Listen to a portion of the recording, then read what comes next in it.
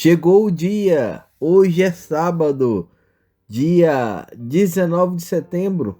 Nós estamos na nossa liturgia diária em família, na comunidade católica brasileira de Ulster, aqui nos Estados Unidos. Nesse nosso dia 19 de setembro, mais uma vez só temos a agradecer a Deus pelo dom da vida, por nós estarmos e temos a graça de podermos ainda estarmos de pé. Isso mesmo, ainda estarmos de pé. Dessa forma, analisa realmente essa palavra, essa frase que Santo Afonso Maria Ligório vem nos dizer: para a salvação é necessário o sacrifício da vontade própria. Para a salvação é necessário o sacrifício da vontade própria. É isso aí. Analisa muito bem essa frase e leva para cada um, leva para no íntimo seu. E assim, antes de você, antes de nós buscarmos outros ares, buscarmos outros lugares, pensamos muito bem aonde queremos colocar os nossos pés.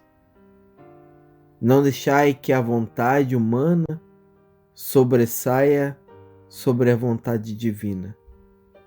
Não deixai que a sua vontade lhe leve para um local aonde que não há retorno.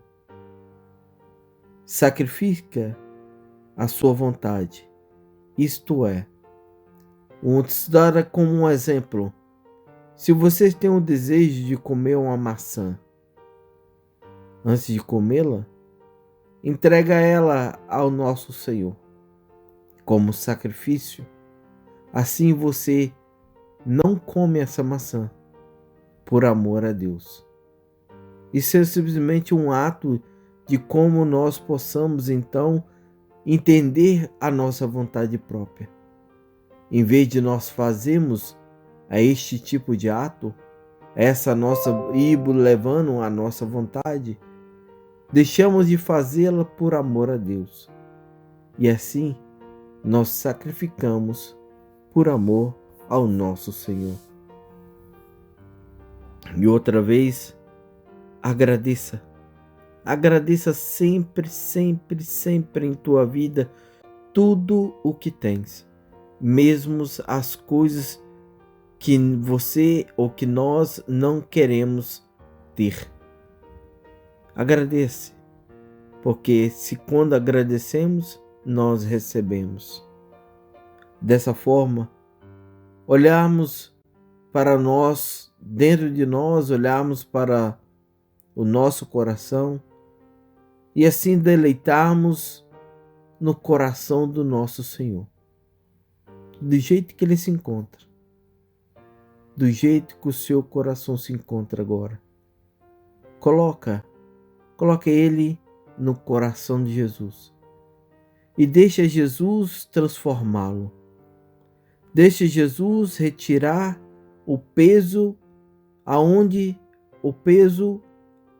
em qual local que ali se encontra ferido, ou que ali se encontra magoado, ou ali que se encontra alegria, felicidade, desejos, aventuras.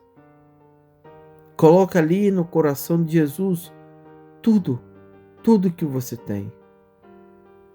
E deixa Jesus ficar em seu coração, para que Ele possa lhe dar tudo. Senhor, amado Deus, fonte de ternura, queremos lhe agradecer por vossa palavra, pois é as placas que indica como e aonde devemos ir em vossa direção. É o alimento que dá força para a nossa viagem em nossa vida terrena. Senhor, a tua palavra é luz dos nossos passos e fogo que inflama a nossa alma. É água que refresca e sacia a nossa sede. É a espada afiada e penetrante. A tua palavra, Senhor, é o viático para os enfermos. Obrigado, Pai. Obrigado, Senhor, por o Senhor tornar o nosso coração um terreno fértil. Fértil, porque o Senhor habita nele. Pai, a Ti toda a honra e toda a glória, hoje e sempre. Amém. Primeira leitura. Leitura da primeira carta de São Paulo aos Coríntios. Irmãos, alguém perguntará, como ressuscitam os mortos? Insensato! O que semeias não nasce sem antes morrer. E quando semeias, não semeias o corpo da planta, que há de nascer, mas o simples grão, como o de trigo, ou de alguma outra planta. Pois assim será também a ressurreição dos mortos. Semeia-se em corrupção e ressuscita-se em incorrupção. Semeia-se em ignomínia e ressuscita-se em glória. Semeia-se em fraqueza e ressuscita-se em vigor. Semeia-se um corpo animal e ressuscita-se em um corpo espiritual. Se há um corpo animal, há também um espiritual. Por isso está escrito: o primeiro homem, Adão, foi um ser vivo. O segundo, Adão, é um espírito vivificante. Veio primeiro não o homem espiritual, mas o homem natural. Depois é que veio o homem espiritual. O primeiro homem tirado da terra é terrestre. O segundo homem veio do céu. Como foi o homem terrestre, assim também são as pessoas terrestres. E como é o homem celeste, assim também vão ser as pessoas celestes. E como já refletimos a imagem do homem terrestre, assim também refletiremos a imagem do homem celeste. Palavra do Senhor. Graças a Deus. Salmo responsorial, Salmo 55. Na presença do Senhor andarei na luz da vida. Na presença do Senhor andarei na luz da vida. Meus inimigos haverão de recuar em qualquer dia em que eu vos invoco. Tenho certeza, o Senhor está comigo. Na presença do Senhor andarei na luz da vida. Confio em Deus e louvarei sua promessa, e no Senhor que eu confio e nada temo. Que poderia contra mim um ser mortal? Na presença do Senhor andarei na luz da vida. Devo cumprir, ó Deus, os votos que vos fez, e vos oferto um sacrifício de louvor, porque da morte arrancastes minha vida, e não deixastes os meus pés escorregarem, para que eu ande na presença do Senhor, na luz da vida. Na presença do Senhor andarei na luz da vida. O Senhor esteja convosco, Ele está no meio de nós. Proclamação do Evangelho de Jesus Cristo segundo Lucas. Glória a vós, Senhor. Naquele tempo, reuniu-se uma grande multidão e todas as cidades iam ter com Jesus. Então ele contou essa parábola. O semeador saiu para semear a sua semente. Enquanto semeava, uma parte caiu à beira do caminho, foi pisada e os pássaros do céu a comeram. Outra parte caiu sobre a pedra, brotou e secou, porque não havia umidade. Outra parte caiu no meio dos espinhos, os espinhos cresceram juntos e o sufocaram. Outra parte caiu em terra boa, brotou e deu fruto 100 por 1. Dizendo isso, Jesus exclamou: Quem tem ouvido para ouvir, ouça. Os discípulos lhe perguntaram o significado dessa parábola.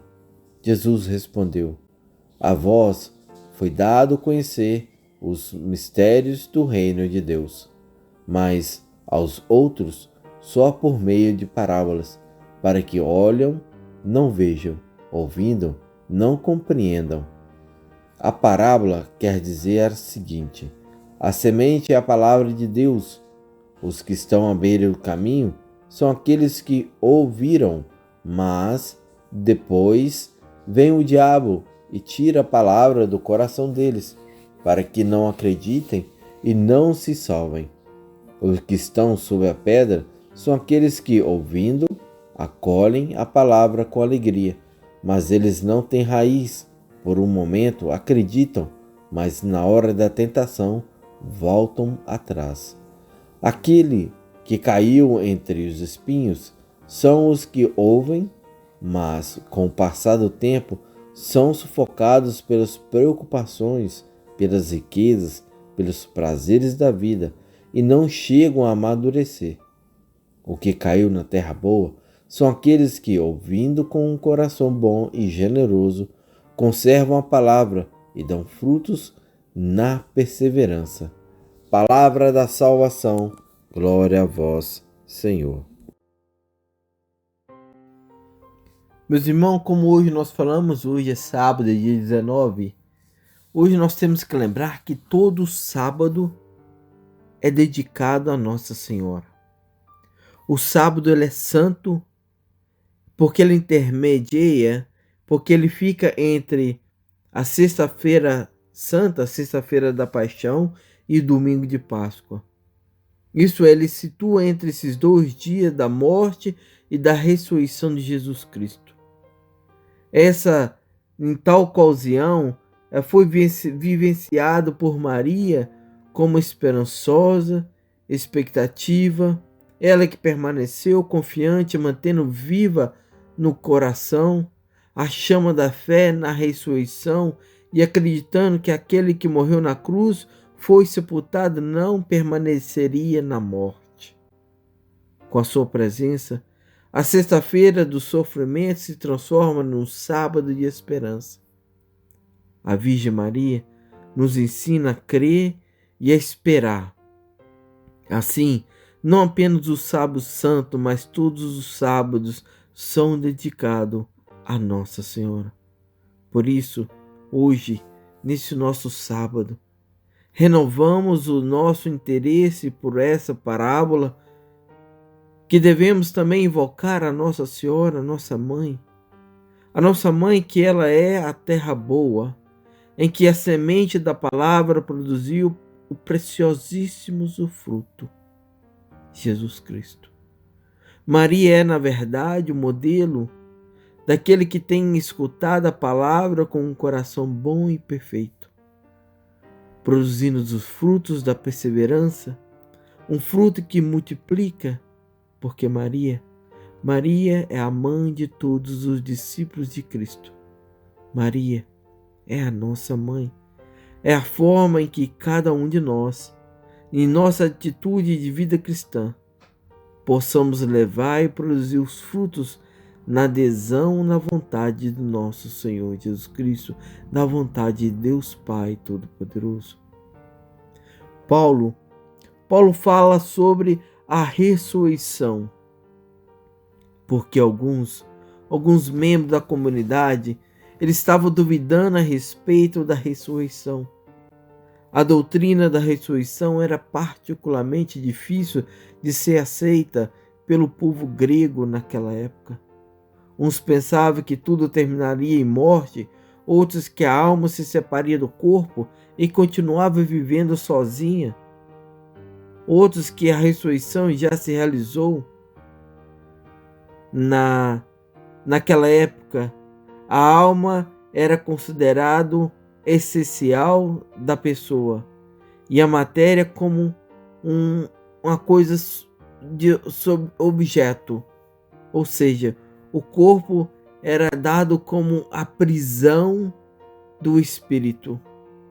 Se a morte da alma se libertaria do corpo, então qual sentido que teria de recuperar o corpo?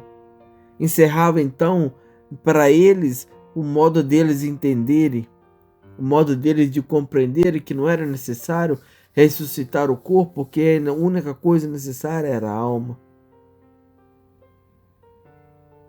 Outros interpretavam que a ressurreição era puramente espiritual, apenas no interior e operando-se já pelo batismo, ou imaginavam a ascensão mística para Deus. Paulo diz que, à semelhança do corpo de Cristo ressuscitado, as pessoas passarão por uma transformação total, conservando toda a sua diversidade individual. A realidade transcendente, porém, só explica por meio das comparações. Por isso a carta, ela compara a morte e a ressurreição à semente que morre para reviver de maneira diferente numa planta, isto é, numa nova vida.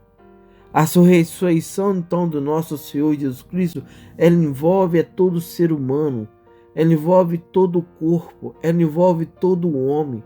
Por isso, podemos levar-nos a meditar sobre o valor do corpo na vida cristã, na história da salvação. É uma meditação oportuna, pois vivemos numa sociedade que se vê, por um lado, exaltar muito o corpo humano e até idolatrar o corpo humano. Por outros instrumentos, o instrumento explora e acaba destruindo. Há quantas cirurgias plásticas, há quantos vícios em cirurgia plástica, há quantas tatuagens, há quantas deformações no corpo humano, há quantas pessoas que queiram ter um corpo perfeito e só olha para o exterior. Olha isso que está acontecendo, é a mesma coisa que idolatrar o corpo, por instrumentar, por explorar, por querer destruir. Por isso é bom e oportuno então recordarmos essa mensagem que nos fala sobre o corpo humano também. O corpo é o primeiro lugar, é a graça de Deus, é um bem da criação. Deus nos deu como um sinal de sua bondade paterna, é capaz de falar dele, e além de ser capaz de falar de nós, porque a imagem e semelhança de Deus. Segundamente, segundo o desejo do Criador, segundo o desejo de Deus, nós somos o nosso corpo, somos um corpo animado, ou também um corpo espiritual cheio de esperança. Já sob vários pontos de vista, o corpo humano é um bem precioso, digno de maior respeito. O corpo humano também está no centro da nossa fé, desde que nosso Senhor, para remir a humanidade, ele quis retornar-se num corpo, isso é, ele assumir de uma mulher, de Nossa Senhora, através de um corpo que, ao nascer de Nossa Senhora, em Jesus Cristo, um corpo humano, um corpo em tudo semelhante ao nosso, e dessa forma, Senhor, que é uma forma mais clara de prova que depois do pecado original, depois de todos os pecados da humanidade, o corpo humano constitui para ele um instrumento sempre válido para alcançar os mais elevados objetivos de sua providência. O corpo humano na forma de ressurreição de Cristo também está no vértice da nossa fé. Enquanto o corpo ressuscitado, o corpo de Cristo, a premissa de todos os nossos corpos destinado à novidade da vida pela ressurreição final. O corpo humano leva em si os germes da esperança da vida sem fim, uma realidade que, por causa da bênção recebida e por causa do destino que espera. Para nós, o corpo também é necessário, pois é o templo do Espírito Santo. E assim, meus queridos, possamos olhar o nosso forma de como nós estamos conduzindo o nosso corpo. Não deixai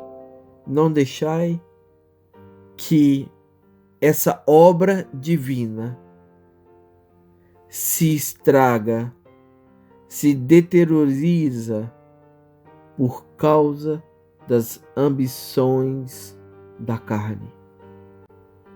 Não deixai que esse corpo que a graça de Deus caia fora da graça de Deus. Somente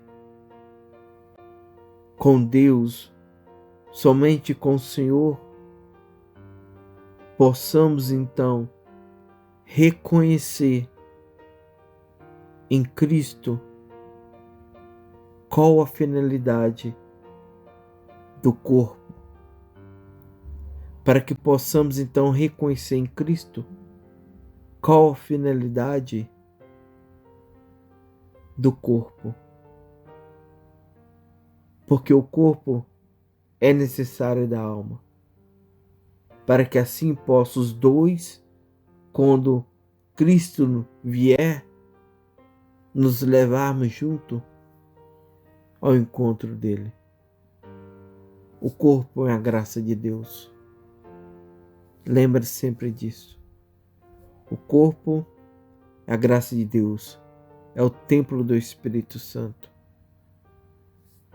E dessa forma, nós olhamos em Cristo para que possamos agradecer a Deus o corpo que o Senhor nos deu, até o período na qual Ele nos chamar por completo. A nossa alma é a primeira que se vai. O corpo depois se junta-se a esta alma. E assim, unidas em louvor e agradecimento a Deus, porque somos criatura divina. Mais uma vez, nós somos criatura divina. Não seja você um terreno duro, seco. Seja um terreno fértil, para que assim possa produzir a salvação na vida do teu irmão. O teu fruto, na hora que nós formos entregar ao nosso irmão para comê-lo, é o fruto da salvação. Nós temos que ser caminhos de salvação para os nossos irmãos. E dessa forma, nós iremos ver como o significado de Cristo em nossa vida. Isso é o Cristo que se encontra dentro de nós, que entrega ao nosso irmão o fruto da salvação. O nosso irmão vê em nós Cristo e nós vemos em nosso irmão Cristo como criatura e como ser semelhante a Deus. Por isso, meus irmãos e minhas irmãs, que Deus Pai vos abençoe, que nesse dia, nesse sábado, possamos mais e mais estar com Deus, não somente em alma, mas também no corpo, para que os dois possam estar unidos em louvor e em agradecimento ao nosso Senhor. Por isso, zele do seu corpo, não deixai ele deteriorar por causa do pecado. Que Deus os abençoe, em nome do Pai, do Filho e do Espírito Santo. Amém.